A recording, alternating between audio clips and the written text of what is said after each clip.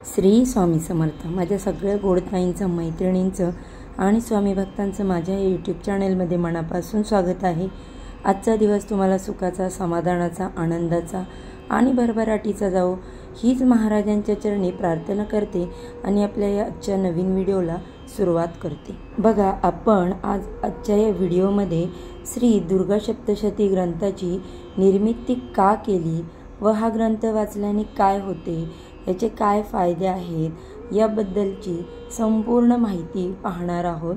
तत्पूर्वी तुम्ही जर माझ्या चॅनलवरती पहिल्यांदा नवीन आला असाल तर माझ्या चॅनलला सबस्क्राईब करा, तसेच बाजूला असणारे बेल आयकॉन क्लिक करा, ज्यामुळे मी जेव्हा पण माझ्या चॅनलवरती नवीन व्हिडिओ अपलोड करेल त्याचे नोटिफिकेशन सगळ्यात आधी तुमच्यापर्यंत पोहोचेल आणि तुम्ही एक पण व्हिडिओ मिस करणार नाही। बघा, नवरात्राच्या काळात 9 दिवस दुर्गा देवीच्या विविध रूपांची पूजा केली जाते।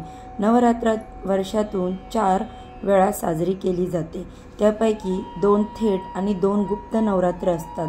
हा 9 दिवसांचा उत्सव देशभरात मोठ्या थाटामाटात साजरा केला जातो। नवरात्रीच्या काळात लोक देवी दुर्गाला प्रसन्न करण्यासाठी दुर्गा सप्तशतीचे पठण करतात। असे मानले जाते की या पठणामुळे व्यक्तीच्या मनोकामना लवकरात लवकर पूर्ण होतात आणि त्या व्यक्तीला माता दुर्गांचा आशीर्वाद देखील प्राप्त होतो। आता दुर्गा सप्तशती ग्रंथाची निर्मिती भगवतीने मधुकैटभ, महिषासूर, धूम्रलोचन, चंडमुंड, शुभ निशुंभ राक्षसांचा वध केला व विश्रांतीसाठी सप्तशृंगी गडावर आले। सप्तशृंगी गडाच्या समोर मार्कंडेय पर्वत आहे। या पर्वतावर मार्कंडेय ऋषी राहतात। मार्कंडेय ऋषींना समजले भगवती युद्ध करून सप्तशृंगी गडावर विश्रांतीसाठी आली आहे।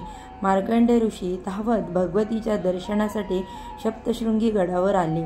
भगवतीचे दर्शन घेतले, भगवतीची विचारपूस केली व भगवतीला प्रार्थना केली की हे माते, तू मधुकैटभ, महिषासूर, धूम्रलोचन, चंडमुंड, शुंभ निशुंभ राक्षसांचा वध केला आहे, ती पूर्ण कथा मला सविस्तर सांग।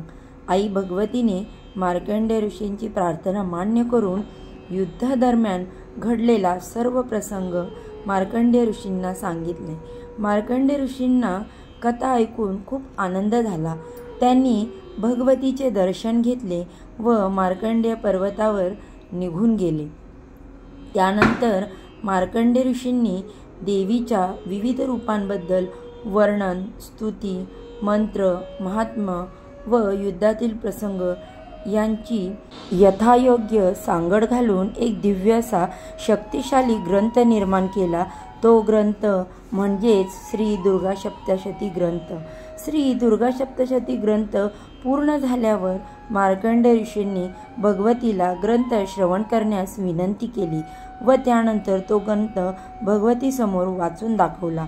त्यावेळेस भगवतीने थोडीशी मान झुकवली आणि कान देऊन ग्रंथ श्रवण केला। आज तागायत आई भगवतीची मान थोडीशी झुकलेली आहे। आई भगवतीने वरदान दिले, जो भाविक दुर्गा सप्तशती ग्रंथाचे शुद्ध अंतकरणाने मनन चिंतन पठण करेल त्याचे सर्व प्रकारचे दुःख, दारिद्र्य, अरिष्ट निवारण होतील, इच्छितांना यथायोग्य जोडीदार मिळेल, तसेच घरात अखंड लक्ष्मी नांदेल, नोकरी व्यवसायामध्ये यश मिळेल, भूत प्रेत पिशाच बाधा निवारण होतील, सर्व प्रकारच्या ऐहिक व पारमार्थिक सुखाचा लाभ होऊन चारी पुरुषार्थाची प्राप्ती होईल। दुर्गा सप्तशतीच्या ग्रंथात सुमारे 13 अध्याय आहेत, ज्यामध्ये आई दुर्गेचा महिमा वर्णन केलेला आहे। जे देवीचे भक्त नवरात्रीला दुर्गा सप्तशतीचे पठण करतात त्यांच्या जीवनात सुख समृद्धी नांदते अशी श्रद्धा आहे। दुर्गा सप्तशतीचे पठण करण्याची पद्धत: नवरात्रीच्या 9 दिवसात दुर्गा सप्तशतीचे पठण करणे अत्यंत शुभ आणि लाभदायक मानले जाते। नवरात्रीच्या प्रत्येक दिवशी आंघोळ करून स्वच्छ वस्त्रे परिधान करून जेथे कलश स्थापित केला आहे तेथे बसून दुर्गा मातेच्या मूर्तीला पुष्प अर्पण करून कपाळावर कुंकू लावून तिलक लावावा। त्यानंतर उदबत्ती दिवे लावावेत। दुर्गा सप्तशती पाठाचे नियम: हिंदू धर्मात कोणतेही शुभ कार्य करण्यापूर्वी भगवान गणेशाची पूजा केली जाते. म्हणून दुर्गा सप्तशतीचे पठण करण्यापूर्वी भगवान गणेशांचे ध्यान करावे. दुर्गा सप्तशती पाठ करण्यापूर्वी स्वच्छ लाल रंगाच्या कपड्यावर अंथरून त्यावर श्री दुर्गा सप्तशतीचा ग्रंथ ठेवावा. दुर्गा सप्तशती पाठ करण्यापूर्वी नवार्णव मंत्र, दुर्गा कवच, त्यानंतर तिलक आणि अर्गला स्तोत्राचे पठण करावे. त्यानंतर दुर्गा सप्तशतीचे पठण करावे. आता नवरात्रीच्या पहिल्या दिवसापासून दुर्गा सप्तशतीचे पठण सुरू करा. संपूर्ण 13 अध्याय एका दिवसात किंवा 9 दिवसात पूर्ण करा. दुर्गा सप्तशतीचा पाठ करण्यापूर्वी आणि नंतर नवार्णव मंत्र ओम ह्रीं क्लीं चामुंडे विच्चे या मंत्राचा पाठ करणे अनिवार्य आहे. या एका मंत्रामध्ये ओंकार, सरस्वती, मा लक्ष्मी आणि मा काली यांचे बीजमंत्र आहेत. जर तुम्ही संपूर्ण 9 दिवस दुर्गा सप्तशतीचे पठण केले तर पठण करताना ब्रह्मचर्य पाळा. धडा दरम्यान घाई करू नका. म्हणजेच आपण पठण करताना गडबडीने आणि घाईने वाचू नका किंवा कोणत्याही प्रकारे पाठ करताना बोलू नका. पठण ताल आणि सुरामध्ये असावे. सप्तशती पाठ करणाऱ्याने चुकूनही मांसाहार, मद्य आणि कांदा लसूण याचे सेवन करू नये. परंतु बघा, आता ज्यांचे उपवास नाहीत त्यांच्या घरामध्ये जेवण बनलं जातं आणि काही घरामध्ये तर कांदा लसूण शिवाय जेवण बनत नाही. तर अशा वेळी वादविवाद न करता तुम्ही ज्या कांदा लसूण वर्ज्य न करता देखील हे पठण करू शकता. दुर्गा सप्तशती पाठाचे फायदे काय आहेत ते आता बघूया आपण. दुर्गा सप्तशतीच्या एकूण 13 अध्याय आहेत. प्रत्येक अध्यायाचे स्वतःचे महत्त्व आहे. हे सर्व धडे करण्याचे अनेक फायदे आहेत.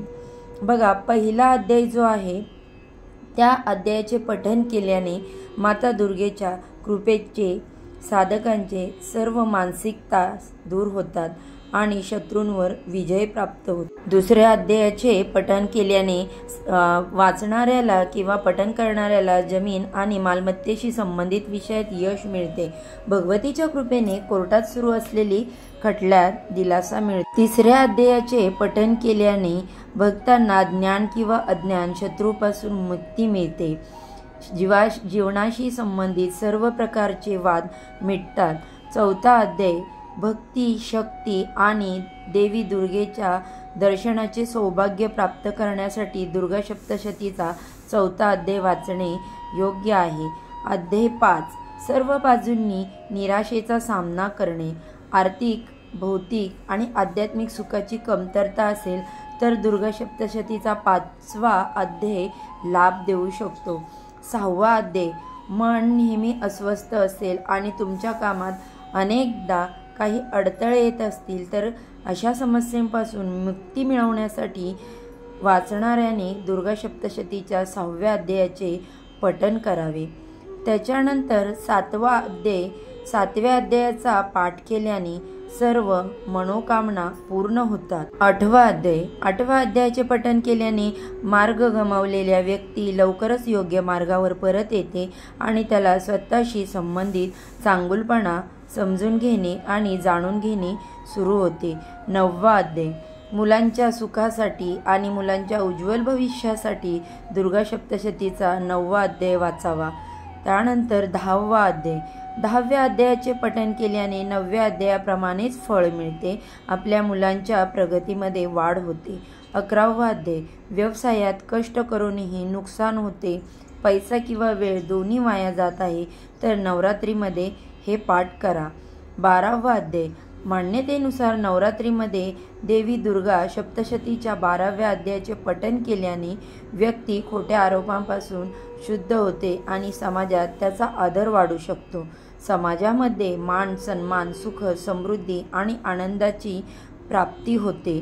त्यानंतर त्रयोदशी अध्याय म्हणजेच 13वा अध्याय विशेषतः मोक्ष आणि भक्तीसाठी पाठ केला जातो. आता आपण ही दुर्गा सप्तशती ग्रंथाची निर्मिती कशी झाली, ती कोणी केली, त्यानंतर हा ग्रंथ कोणी लिहिला, या ग्रंथाचे पठण केल्याने काय काय फायदे होतात, हे संपूर्ण माहिती आपण या व्हिडिओमध्ये पाहिली. तर ही माहिती तुम्हाला थोडी जरी हेल्पफुल वाटली असेल तर ही तुमच्या मित्रमंडळी व कुटुंबासोबत शेअर करा, म्हणजेच त्यांना देखील या माहितीचा उपयोग होईल आणि त्यांना देखील त्यांच्या आयुष्यामध्ये मार्गामध्ये येणारे जे अडथळे आहेत, अडचणी आहेत, त्या दूर करण्याचा मार्ग मिळेल. चला तर मग आजचा व्हिडिओ आपण इथेच संपूया आणि अशा छानशा आणि सुंदर माहितीसह उद्या पुन्हा नव्याने नवीन व्हिडिओबरोबर भेटूया. सर्वांना श्री स्वामी समर्थ. जय जय स्वामी समर्थ.